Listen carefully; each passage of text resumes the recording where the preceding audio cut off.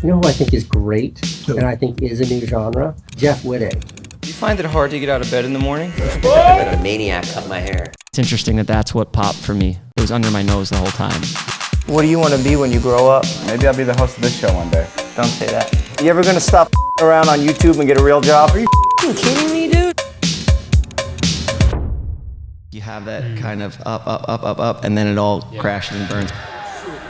When I woke up in the hospital, I was in shock. I was in a lot of pain. Jeff, I thought you were dead. I was dead too. I shattered my skull in 9 places. I shattered my eye socket. I almost lost my eye, and I almost died. So you end up with this life-threatening injury that then you go ahead and turn into an award-winning documentary. And now you're back with season 3 of The Barbershop Show with an entirely new set and your own line of products. Time flies when you're having fun. This is it. This is the barbershop. This is our mobile set. This is what we're using to go to the guest. The traditional YouTuber grows, they get more successful, they get more money, they move into a mansion. Yeah, you're downsizing. yeah. Things aren't good. The more successful we get, the more downhill we go. Cool. So who knows what will be next year? Maybe next you just in set jail? up on the street. We'll be cutting hair in prison.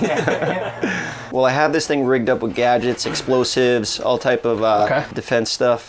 This way you know it's the real deal. Yeah, just like horns, sounds. I could load this up with like confetti or something and it'll shoot out. Oh! This one ejects the person out through the, no, I'm kidding. Yeah, hair wash station, it works. And you can load up the fluid in there, whatever you want to put. I could just spray fruit punch all over people's hair. These drawers are all filled with weapons. You never know what you're gonna run into, you know? Yeah, I wouldn't know. Wild West. Yeah, a pretty safe life. Yeah. So what went into the decision making of saying like we want to do a mobile set, not a stable set? Well, the pandemic hit and it was difficult to shoot. It was difficult to get people over. I just wanted to try something new. Just something to get me excited to keep this thing going. We kind of mix in like our real life with the script. You know, because how many times can you do a haircut and make it interesting? Now I got people dying in some episodes and we're incorporating a lot more scripted stuff. The battle for the co-host position. I'm hoping I find one soon. I'm not trying to poach one of you guys. Again, no loyalties here. Yeah, no, so I'll do it. I'll be fine on my own. Okay, all right, good to know. It's interesting because I think you were earlier than when everyone became very obsessed with retention. Yeah. Like, okay, I need to make something that people can't look away from. Dual narrative where there's 2 things happening at once. How the haircut's gonna turn out and what's gonna happen next. And then there's this third narrative of what you're gonna ask. What's it like being friends with Justin Bieber? Even with Francis recently, like you know, shit's just going crazy, and then the guy comes in for the drug test, and you like the interactions are all unexpected. I'm with the U.S. doping agency. I heard you guys are doping over here. Nobody's doping in here, bro. You look like you're on dope. If you exit a barbershop episode in the middle, you will miss a lot. You almost can't. Yeah. You're this big, tough guy. What happens if somebody comes at you with a fucking gun? You guys do a really good job at highlighting people's strengths. And I realized early on that I'm not so good at that, so I'm just gonna go completely in the opposite direction. What's the most illegal thing you've ever done? Most illegal? That people don't know about? Well, I'm not gonna pretend that they've never done anything wrong and everybody has a squeaky clean image. That's the thing with the New York barbershop, there's no bullshit, you know? People are gonna call you out on stuff. Let's talk about some of your scandals. Yes. With the hair extensions. Why did you say you were donating them to charity? And that's the whole reason why I started this show the way it was, because I saw a lot of commentary videos where people would just tear people's videos apart, and I could just imagine how that would feel being a creator and watching somebody dissect your videos and just not have very nice things to say about it. So I wanted to do that to people's face.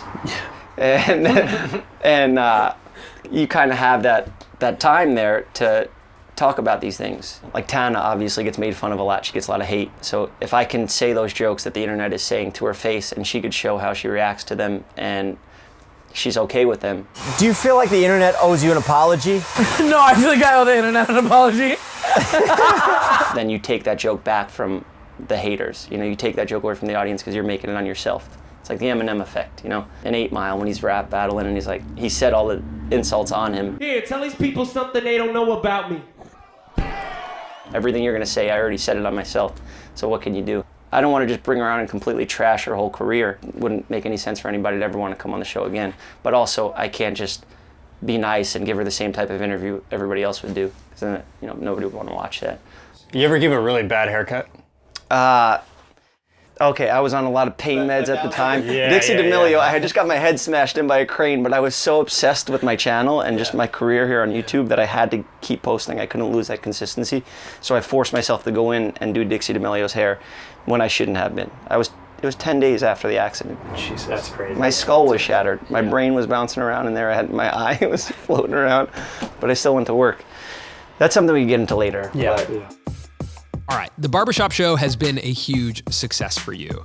I do want to go back in time though, because 10 years ago you were in jail. Wow. Holy shit. Yeah. Damn. Yeah. But you have had quite the year. You crossed 3 million on YouTube. You have over 300 million views on your channel. You launched a Patreon. You launched Jeff FM. You relaunched the Barbershop. You won a Streamy Award for Best Documentary, and you launched a new line of products. Wow. Damn. I've always kind of wanted to do what I'm doing now. I just didn't know how to. When did you start cutting hair? How did that become a skill of yours? I was probably 15 years old. I was cutting my own hair and I went into the barbershop and I asked the guy just to cut the back of my hair, and he kind of got offended by that. He was like, what are you going to somebody else for the sides and coming to me for the back? Like, what's wrong with you? And I was like, no, I'm doing it myself. He goes, you did the haircut by yourself on the sides? Like, it's a really good fade. If you want, I can teach you how to do this stuff, and you can maybe be a barber here one day. I was like, all right, cool. And I sat there and watched him for about a week or two in, and then I started doing my own haircuts on my friends, and then he got sick and asked me if I could cover for him and cut his clients. So pretty much 3 weeks in, I had like a full-time job as a barber. Oh, wow. No license. I didn't have even a driver's license. I was 15. Are you making pretty good money as a barber in high school? Yeah, and that definitely messed with my relationship with my teachers, my arrogance, my ego. I would come into school with a new pair of Jordans on every day and talk a lot of shit. And I would get myself in hot water in high school. What was your relationship with money? Did you desire it as a kid, or like when you were cutting hair and you started making money, was that like cherry on top? I definitely didn't come from money.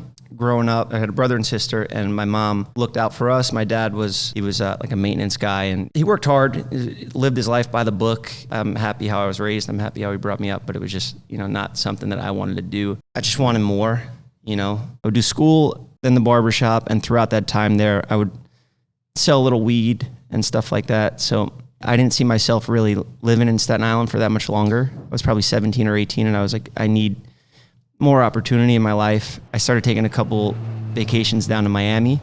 Every year I would go down maybe once or twice, and then it started becoming every 2 months, and I started making friends down there. And then I saw a barbershop that was opening up right on South Beach, and it was called Hall of Fame Barbershop. This place was like a dream to me, the 18-year-old me at the time, to just be able to work in this shop that all these celebrities and athletes come to.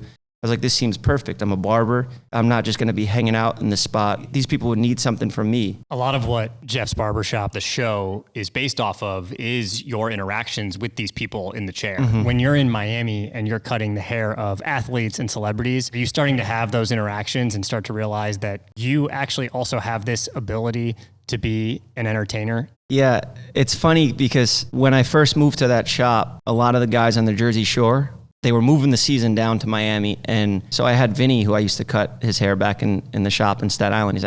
I went to high school with him. He grew up a couple blocks away from me. They ended up coming into the barbershop and they mic'd me up and they would have me ask them questions about like what's going on in the house. They'd fill me in on some stuff. They ended up using a clip of me smoking a cigarette, and my mom saw it. She's like, what the hell is it? You're smoking a cigarette? I'm like, Ma, it's acting. They gave me the cigarette. They told me to smoke it. It's just a prop.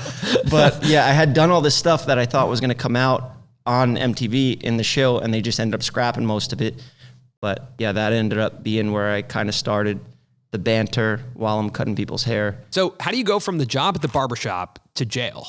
Yeah, sorry, I always skip over that. There's a lot of crimes that happen in that time. Nothing bad, but it is still a little gray area. I spent my 21st birthday in Miami-Dade County Jail, trafficking cocaine, OxyContin, weed.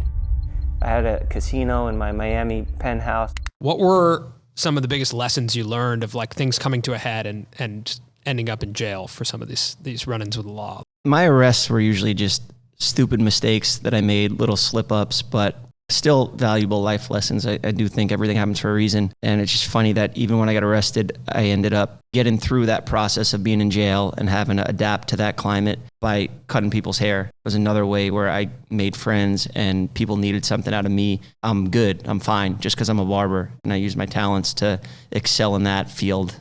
Miami-Dade County Jail. So after you get out of jail, you move to LA. What was the reasoning behind that? So I moved out here and I was going to try getting into the marijuana business. Out here, if you got caught with weed, it was a slap on the wrist. They wouldn't even arrest you. And so I was like, all right, cool. This is what I want to do. I was inspired by Breaking Bad. I love that show. One of the best. So I got into growing weed, and then I realized I was just working my ass off. Growing weed's fun for about a month, but then you come into work one day and all your plants are dead. And, it's just a lot of stress. Not good stress, not like creative stress. Right. At what point through your career did you start to understand that social media could be a business for you? I know exactly when that time was. I was at the pool in 1600 Vine. I just happened to be there because I had got this nice luxury apartment to trap out of. And I'm like bringing a package of weed to the elevator, and I see King Batch come out on a hoverboard with a SpongeBob backpack on, and he's like vlogging himself, and what the fuck is going on? So how does it work? The first time you get some money from Vine, you come and get an apartment here? You have to, that's the rule. That's the rule. Yeah, that is crazy because I think for a lot of people who don't know, that apartment building housed a lot of the current major YouTube stars right now. Yeah, Logan Paul, Jake Paul. I think Team 10 started out of there, and I met Rudy Mancuso, who's one of the biggest Viners. I think he was like the 4th most followed Viner, and we just started talking, and he was like, "You're pretty funny. Do you want to help me shoot a Vine?" And I was like, "What the fuck? Yeah, right, whatever. Yeah, I'll help you shoot a Vine." And he started doing an ad for Verizon in this 6-second phone video, and he told me he was getting paid $60,000 to do it. And I was like, what the fuck? We just shot a video on your phone that's 6 seconds long. You're getting 60 G's to do that? You're like, I'm risking my life. Yeah, I'm going in and out of jail. I'm doing all this bullshit just to make, and yeah, we bonded, it had similar sense of humor. And we started doing Vines together. He helped me out, taught me how to edit.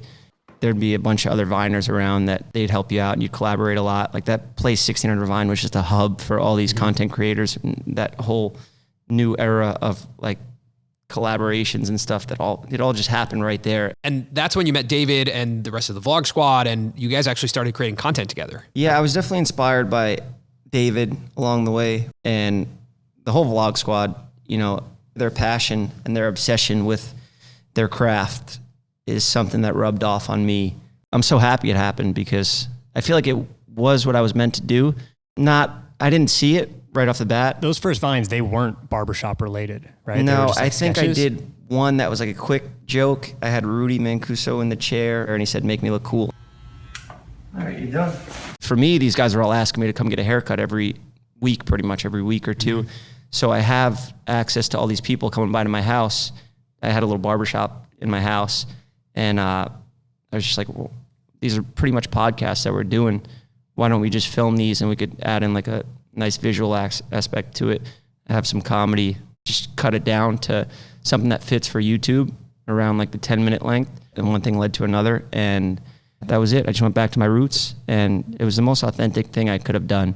It was under my nose the whole time. Hey everybody, welcome to my new show. So when you started the Jeff's Barbershop series, where are you financially? How are you making money? Oh, I think I was paying Oscar, $300 a video or something like that to shoot and edit it. And where was the money coming from? Even that $300? That 300? Weed. Oh. Yeah, of course. Have I said that on the internet? I'm still selling weed now, but legally. Yeah. Okay. I guess I'm like Jay-Z if he was a YouTuber. I sold crack and I used it to fund my music. So I was at a point where I hated selling weed now. I hated growing weed. I still had people owing me money from that business, but I was kind of getting into social media. So I had to decide, am I going to do this and go 100% at it and put myself out there, make myself vulnerable? A lot of things that won't make people want to pay you back money if they owe you. Like street guys aren't going to want to pay me $20,000 that they owe me if I'm doing Vines with Lily Pons and I look like a clown. Right. It just doesn't, you can't do both. I took a bit of a leap doing the barbershop, but at that time I was 29 years old, 28. I didn't have a property. I didn't have anything. I didn't have anything to really be proud of. And yeah, around 29, I was like, fuck this. I'm just going to bust my ass at this and give it a shot. But once I do this, there is no turning back.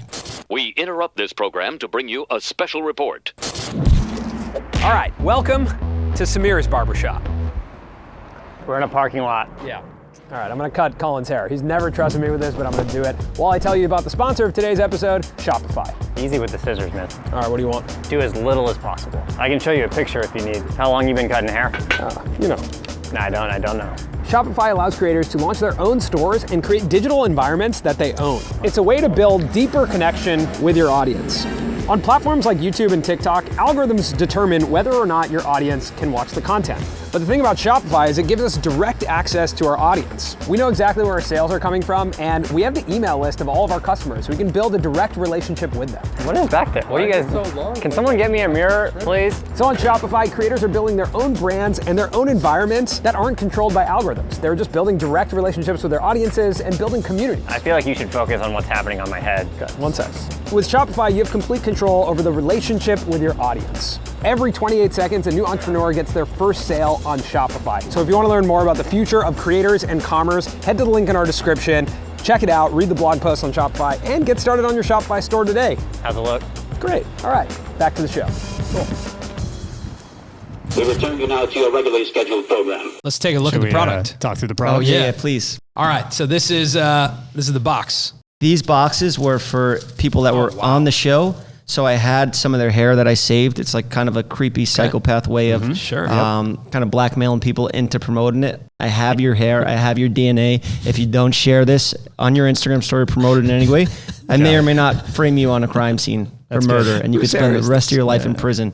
It's yours. This is my hair? It's supposed to be. I never cut your hair, so I wasn't able to get it. But Oscar snuck in your house when you were sleeping last night and got it. I told him the code. Once you put this stuff in, you're going to need to shower to fully get it out, you know? Okay. Oh, it looks great.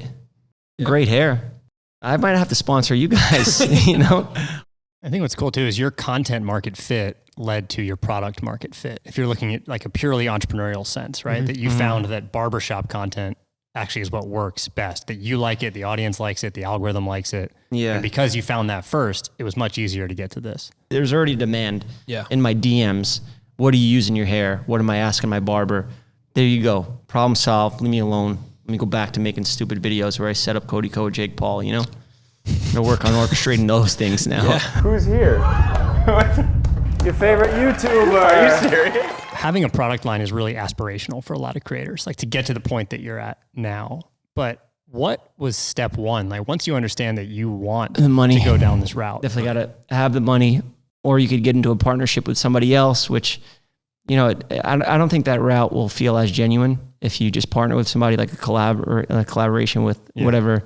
My partnership with Old Spice was huge. That was a dream of mine. Hey guys, welcome back to Jeff's Barbershop. We got sponsored.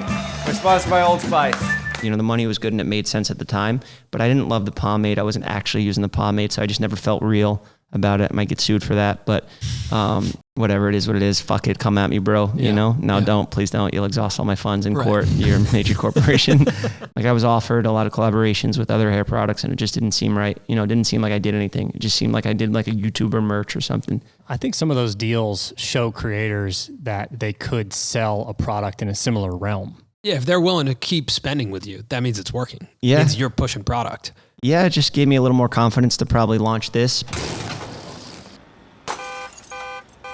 Like I waited till it was the right moment in my career to launch it. I was able to fund the whole thing myself. And by doing that, I was able to retain 90% equity myself, and the rest I just gave out to the team that helps design.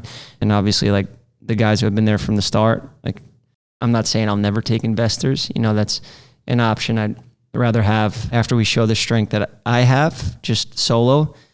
Then we can reach out to other people and see what fits. If, you know, we want to go that route and get into stores and Sephora and all that stuff. We were talking about like the creative direction of the brand, the photos, even when you go to the website, there's like this super cool animation of like all the products exploding out. Yeah. Like this isn't merch that you're making. Like you're making a company, you're making a brand. With YouTube, it's just like fashion, you know, trends come and go. The style of videos people like at the moment changes. So it's stressful feeling like there's a shelf life on what you're doing.